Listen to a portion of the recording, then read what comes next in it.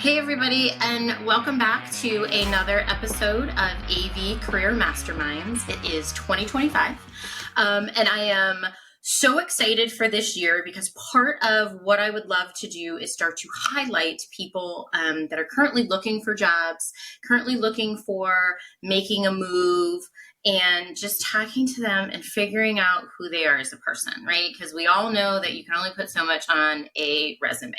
So I am excited for my actual kind of first guest like that for this year.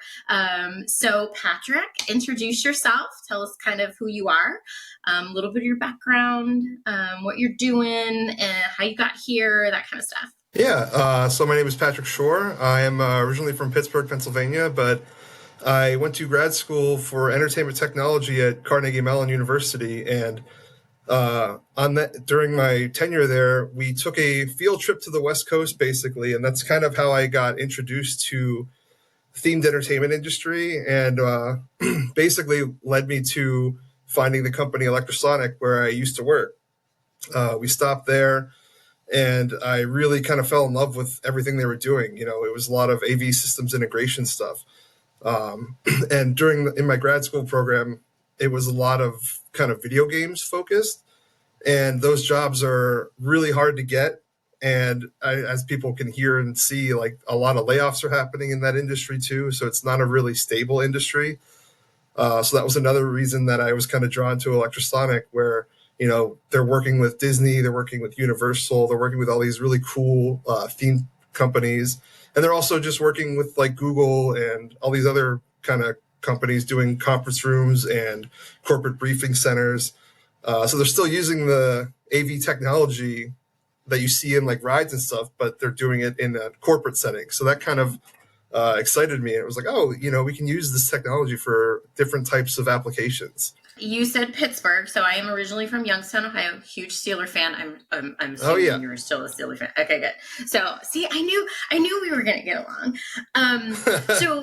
So talk to me real quick about what you did at Carnegie Mellon, because I think for me, I'm always interested in understanding the different programs that people have gone through if it has something to do with AV. And my mind has always been there's not a lot of degree pathways out there for quote unquote AV or things that go around with AV. So talk to me a minute about that program. Sure. Yeah. So it's the entertainment technology, and it's a master's of entertainment technology.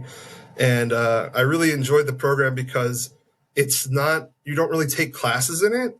Your first semester, you do have some classes that are kind of like foundational. But after that, it kind of mirrors a real world work environment where each semester the students are grouped into teams and they work on a project for a client. So either, I know my first summer there, I worked on a project for Intel. My second semester, I worked on a project for a local middle school that utilized the Small Lab interactive lab platform.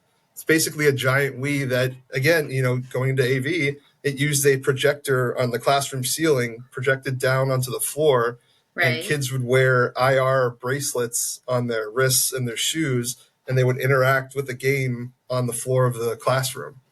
Oh my gosh! So I did, I did sound design for that, and I helped kind of play test with the kids to see what types of stuff worked in the games and what didn't. So I guess it's funny now that I'm thinking about that. That was kind of my first introduction to AV stuff. Well, and it is because when you hear entertainment and we talk about entertainment, like you said, it's Disney, it's theater, it's live events. To me, that's entertainment, and that can be all encompassing, right? It can be all kinds of different things. So you did a field trip. Now you're in California, right? And did you just stay? Did we not come back? Did we say we hate the wet, cold weather that Pittsburgh gets? Yeah, weather was definitely a factor. It's really nice out here with all the sun, but like we had recently, the fires kind of get a little scary sometimes. Right. But yeah, so I moved out here with two friends from grad school, actually, and one of them had an internship lined up with Electrosonic, or the apprenticeship, and another one had an internship with Thinkwell, which are both themed entertainment companies. Mm-hmm. So I kind of came out here with no job, and I was like, hey, I'm a musician as well. So Los Okay. Angeles was like, all right, I want to see the scene out there. Right. And yeah, I joined a couple bands out here and stuff. So So you also have that background because I've also, over the years I've been in the industry and when I talk to people, it seems like the musicians have gravitated to audio, right? So they understand the audio portion, the speakers, everything, the sound mixing boards, things that go within it. So they gravitate towards the audio side of AV and then pick up any of the video and things. So not only did you have that background from Carnegie Mellon, you've got the background in the musician. So you kind of have everything then, right? Sounds like. yeah, definitely. Yeah, I've been playing drums for almost 30 years, and just yeah, actually in grad school, one of the electives that we had to take an elective, and the one I took was mixing and mastering for songs. So I bought a little cheap set of mics for my drums, and that's kind of like a side hobby that I've been working on, just recording songs and recording music. Wow. So see, this is the point. So this is what I love, right? We're having this conversation. We're starting to learn. It's really going to be difficult, I'm sure, for you to put on way down at the bottom of that resume because it was, however many years ago that you've understood this. You can do the sound mixing and all of when you moved out and trying to take care. So this is what I love. So you've got the mixing portion of it, we've got the audio side of it, and you've got some of the entertainment side. Amazing. So tell me, what were some of the things, because you said you were working at Electrosonic. So tell me, what are some of the projects that you worked on while you were there? Yeah, so I was on the sales team and specifically the proposal team. So I know you had Brandon Harp on the show Yeah. recently. Yeah. I worked with him a lot. He would be kind of the lead salesperson, talking with the client and kind of gathering requirements from them. And then once we get their kind of bid package, it would be kind of handed off to me, and I would work with Brandon, and I would get quotes for the equipment, kind of check the BOM that we were given, just to make sure it's not missing anything. Like we have the right amount of mounts for the displays, transmitters, receivers, all that kind of stuff. And yeah, so when I first started there, I got hired for an internal project that kind of dissolved. And I feel like I lucked out where Electrosonic took a chance on me, and they were like, hey, yeah, like let's put you in sales, and you can work with sales team. So when I started, I didn't know how to read like drawings and stuff, and thankfully, the elders took me on and kind of showed me the ways, and now I can definitely I can read them better than before, that's for sure. But yeah, it's another skill that I learned there. But a lot of projects I worked on were like, proposal stuff. I worked on the proposal for the Warner Brothers Abu Dhabi theme park, and that was a lot of fun. Um, and then as I kind of worked there, I was there for about 8.5 years. And towards the end of my time there, I was a account manager for Universal Studios Hollywood and Orlando, and I would basically get them quotes for spare parts. So every day they sent me a list of here's all the spares we need, and I'm emailing all the vendors, hey, what can we get for Universal? And that was kind of the bread and butter of what I was doing for the last part of my time there. Okay, so you can understand and proposals, and I know that it every company is a little bit different on how they handle those things, right? So as you mentioned, Brandon, we envision him as being like that outside sales kind of person, working, understanding what customer needs are, what they want to do, if they can potentially do it with their budget. So would he then, or anybody as that would be considered that salesperson, sit down with you and say, here's what the customer wants. Did you also help kind of build that bill of material with an engineer, or were you like the engineer, or was there a team? Like how did that work there? So it was very much with a team, the proposal team was also sales engineers. So we would look at it, kind of vet it, like you said, and then if there was something in there that like people didn't understand, we would go to electrosonics engineering team and have them kind of review it and help us out. And then especially with labor as well, we would go to our operations team and we'd take a stab at estimating what we would think the labor would be, and then they would come back and say, "You're ridiculous," and then we'd have to talk them off the ledge, and then we'd have to find that balance. Is it? I think if any, regardless if it's a small classroom, if it's an extremely large project, as soon as you get to engineering and operations, when it comes to engineering hours, programming hours, labor hours, everybody's going to think differently on how long it's going to take, right? And if we always go with what that operations team is going to want, customers probably going to be like, no, we can't do this, right? And if we go with what the salesperson says, like me, like I'd be out. Like we'd be losing money tomorrow because I'd say, oh, piece of cake. Well, that is the eternal problem that I've learned while I was there. Yeah. So you've dealt with demanding customers, and I'm going to say demanding because I look at Universal Studios with so much going on, right? So much in between entertainment and the rides and everything there, and to working on a large project in, what you say, Abu Dhabi? Yeah, yep, the Warner Brothers theme park. So to something smaller. So you've been able to do everything, it sounds like. You have more experience in larger projects than I can say I have within doing anything that I've done so far in my career. Cool. Yeah.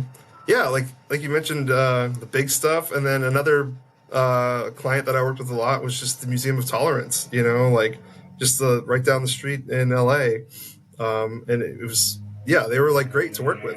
It's just all walks of life basically, and not as demanding as Universal, but you want to be I really like being the person that kind of helps the client out. I want to be the person that they can go to and know, hey, I'm going to go to Pat. He's going to get it done. So kind of like that trusted advisor. Yeah. Oh, yeah. So what happens then, Pat, let me ask you this, because I always know what I say when it comes to this, but there's always those times where regardless of what you're doing for a customer, they're going to probably ask you something that's completely outside of the scope of what you have the ability to do. So how do you handle that with a customer where they're coming to you? Like what is the way that you handle a customer when you're not going to be able to accomplish whatever that task they're asking for or project they're asking for, because it's just completely out of the scope of what you do? How do you handle those with your customers? I think I like to kind of explore that with them and say, like, hey, that may not be us. Excuse me. That may not be us, but let's see what you're looking to do and let's see what companies do it, and maybe we can get them on board. So it's not like you don't want to turn them down, because if it's something that they really want and, we know this company over here does this, then let's bring them in. But like sometimes if it is way out of left field, you just have to say, oh, that's not us. Here, and then I would still like to give them like a list of, hey, let's research this. Here's these companies that do this. You can reach out to them. And that's how I would answer it too, because I think in doing that, you're gaining your customer's trust by saying, we can't do this, or I can't do this, or my company doesn't do this, but we want to help you. And so they're always going to keep coming back because they know that you're listening, you're understanding, and you want, obviously, your customer's needs to be met and your customer to be successful with whatever the case may be. Yeah. Well, yeah. We don't care when I talk to people on why we are looking, why we're transitioning. That means absolutely nothing, because for me anyway, because so much is going on in the industry, whether companies are downsizing, whether you don't want, a high stress job anymore, or, whether you want to be able to stay home more. No, it doesn't matter, right? Like everybody has their own reasons for being in transition. So what are you looking for? What is that ideal job? If you could wave the magic wand and say, this is what I would love to do, what is that? Or have you even thought about that? Yeah, actually, I have. A really good friend gave me that book, What Color is Your Parachute? Okay, It's a never really heard. Okay, good. I need to write that down. Oh, I've never okay. heard. Yeah, Okay, I have it right here next to my desk. I'm on the last chapter. okay. um, yeah, What Color is Your Parachute? It's been around since like the 70s, and they update it every year or every so often. And it's a really good introspective book. It makes you kind of take stock of what your interests are, what your skills are. You know, down the last chapter is it's titled "What the Purpose of Your Life Is," and so that's why I'm still on it. It's a little heavy, um, but basically, yeah. So I read that over the summer last year, and I ended up making a YouTube channel where I really love cooking as a hobby as well. So I teach like a recipe on the YouTube channel while I cover a song on the drums. So it basically like I had an epiphany where I can combine my interests and drum and make food at the same time. Um, yeah, so it's a fun little hobby. I actually just put out a new video recently. But I don't know if that would be. I mean, that would be a nice dream job, but it's very erratic, and all the music jobs and all the creative jobs are just so hard. They were tough to get to begin with, and now with the industries going the way they are, it's even harder. It's way more cutthroat competition. Um, but I still think one of my dream jobs would just be an account manager, like you said, that trusted advisor. I really, really like helping the customer kind of achieve their goal, whether it be like the corporate briefing center or like the big universal attractions. Right. So, and that, when we look at that account manager, or we look at outside sales, or whatever the business development, whatever the companies want to call that person, or is it, have you, so being on, as I would put electrosonic just in a category of saying like integrator, right? Integrator, reseller kind of thing. Mm-hmm.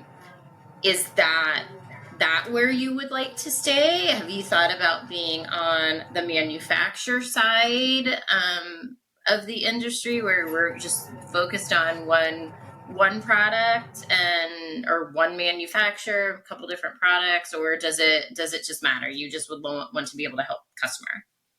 I think I would just, yeah, it doesn't matter. I've been applying to manufacturers, I've been applying to distributors, and then I've been applying to like end users, like Yeah. Disney and Universal and museums and just kind of everywhere. I really like, again, being the trusted advisor, and I guess if we go with a manufacturer too, that's even more of a like, hey, I have this specialized thing. Yeah. I can help you with this. This product can specifically fill your needs. Well, and I'm glad to hear you say that you've even started to look at the quote unquote end user, right? So our customer that we are dealing with on a daily basis. Because I do think when we look at the audiovisual industry, all encompassing in a whole, we forget that our customers that we are helping them have people that need to find us, right? Need to find the integrator, need to find the product, need to find the manufacturer. So to me, just me in general and personally, you probably would be an extremely good fit for a customer because you've done the projects, right? You've seen some of the headaches. You've been able to maybe say, oh, that might not work, or this might work, or you need to, expand your timeline a little bit. So how are you? So knowing all of this and the different things that you've been doing, how's that process been going for you? It's okay. I think you mentioned at the beginning, like it kind of feels like at this point, it kind of feels like my AI versus the company's AI. So it feels like the human element has been lost out of that transaction of applying to a job. Because I've signed up for some AI stuff to help me with my resume and all that stuff, and it does a really good job of kind of helping you match your resume to the job description, to the point where, I canceled it because it was like, well, I've seen it do it so many times. I know what to do now. I know how to do it myself. Been there, done that. Uh-huh. Yeah, yeah. So, but then it's also, I think I heard maybe Chance mention it on the other episode that I watched, where, your network is huge right now. I feel like that's super valuable. And I feel like I've made better progress reaching out to people on LinkedIn, going to networking events. Like, I just feel a lot better when you actually kind of talk to a human person, Right.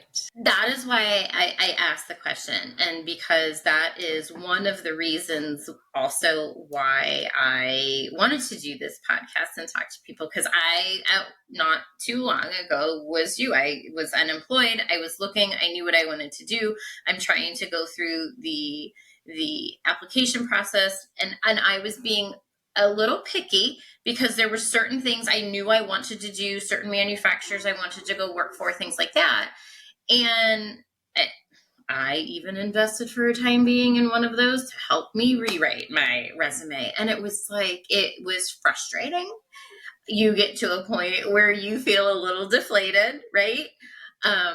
But I'm glad to hear that you're reaching out and utilizing your network. Well, that's how we got here, right? You reached out. Yeah, and like, exactly. Let's go. Yeah. Yep. It's one of those things where you go, somebody I know knows you and they recommended, okay, great. Like let me talk to you. Let me figure out, what's going on, for sure. Absolutely. Yeah. Yeah. So have you attended, and in this time being, as you're looking, have you attended any regional events, manufacturers events, large events, anything that gets you out, in there with people within the industry that are doing any type of networking? I haven't attended any large events, but the networking event I just went to was the Themed Entertainment Association. They have a West Coast chapter, and they had a little networking event at Golden Road Brewery, and that was fun. And it was great. It's people I've seen them all before, so it was great to catch up. It was a very well attended event. Awesome. And it was great. I've seen people I haven't seen in like 5 years, so it was good to see them, catch up, and then with them, you're also meeting the people that they're currently working with, and so I met a bunch of people that I also didn't know. So right, and so that's awesome too, because that is one of the things I'm a big proponent of is to telling people, like, make sure if you have the ability to, right, you don't have to spend any money, maybe some gas money, drive down the road, figure out where they are. Usually they're free. Usually if you figure out who some of the sponsors are putting them on and they're not free, if you call them up and you're like, look, I'm looking, I want to come. People are amazing in the industry, and they'll say, sure, like they'll get you set up somehow to go. That's awesome. Like, I'm glad to hear that.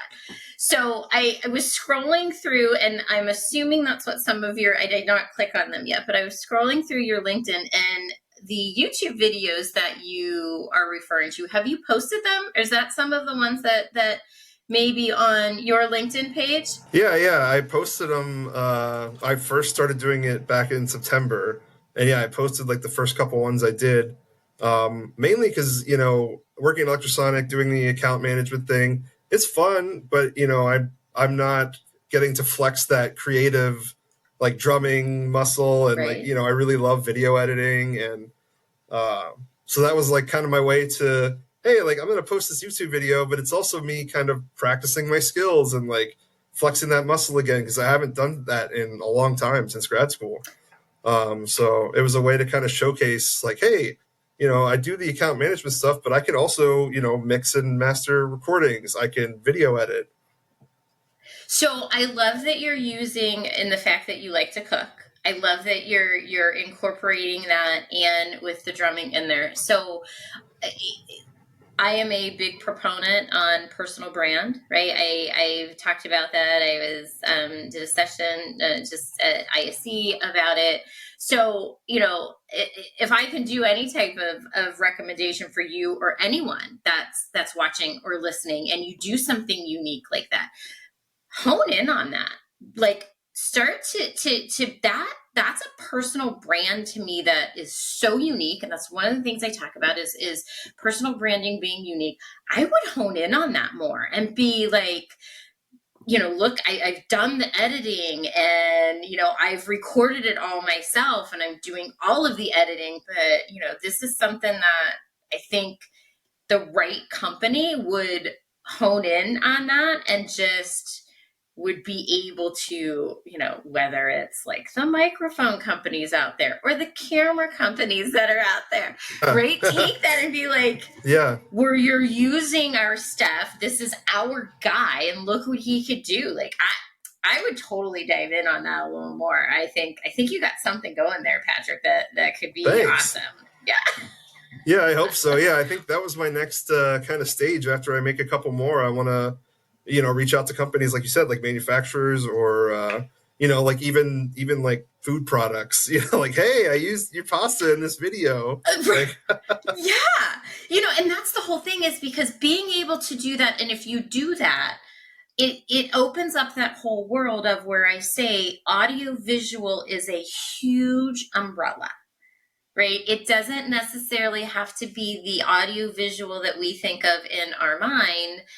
Like you said, you could find some completely not in AV really, but a food company that needs somebody to help with their videos and help with their editing of commercials and things like that. Like you could totally take it, still be part of the industry doing what you love, but in a different kind of vertical in a way than what we would normally think. yeah, for sure. Fingers crossed. Yeah, right. I know. See, this is what we want to try and do. See, because I'm telling you, this is the whole point. You can't really put all of this on your resume unless you're chit-chatting with somebody, right? This is what I love. This is so exciting to me. I love this for you. So as we wind down here, Patrick, is there, other than kind of the videos that you're doing and the video editing and musician and all of that, is there anything else that you can kind of think of that, somebody's not going to see on a piece of paper, whether it's your love of something, you just as a person, right? I mean, that's what I want to help people understand is who you are as a person. So is there anything there that you can be like, yeah, I really want them to know X about me? Mm-hmm. Yeah, for sure. I think the biggest thing is I feel like I'm a really quick learner. And I know it's easy to say that and it's easy to like see on a resume, but like I mentioned before, I didn't know how to read drawings when I first started Electrosonic, and now I can do that. That's a skill I learned. I didn't even with the mixing and mastering of songs, like I kind of knew a little bit, but I learned that pretty quick and it's like super fun. So I feel like I'm a pretty quick learner. I really enjoy kind of doing that on my own. With cooking, that was my lunch breaks while I was working. I was watching YouTube videos on cooking, and now I guess another on the side, another side hustle is I do pizza pop-ups where I make my own sourdough Detroit style pizza. So I'm doing a pop-up on Saturday. So you say pizza, and my mind immediately goes to my dear friend Chris Netto, who absolutely despises pineapple as a topping. Oh man, I am a pineapple on pizza. So where do you stand on the pineapple as a topping for pizza? 100%. That is my best-selling pizza. See? I knew it. I'm good. We will have the haters. I will say this, that I can picture some of them coming out of the woodwork at me already, telling me no pineapple on pizza. But yeah, that is absolutely one of my favorites. Also, I kind of add some on myself at home.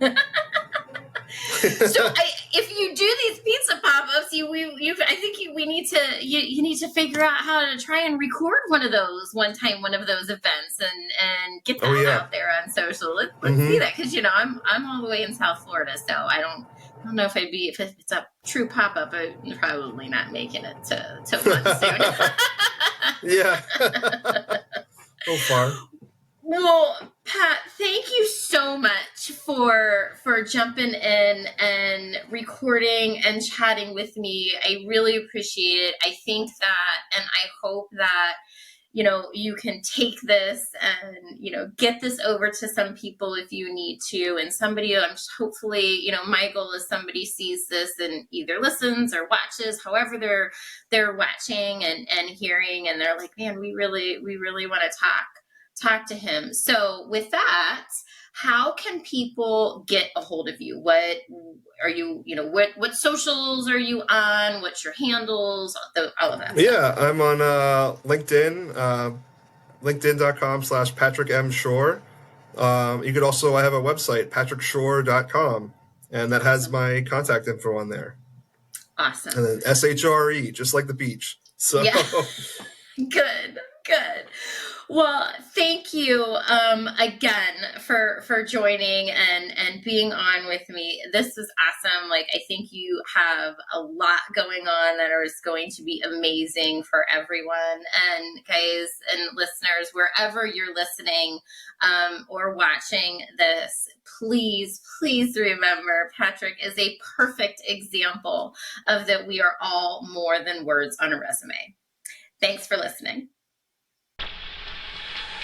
The network for the AV industry. What are you listening to? This is AV. This is AVNation. This is AVNation.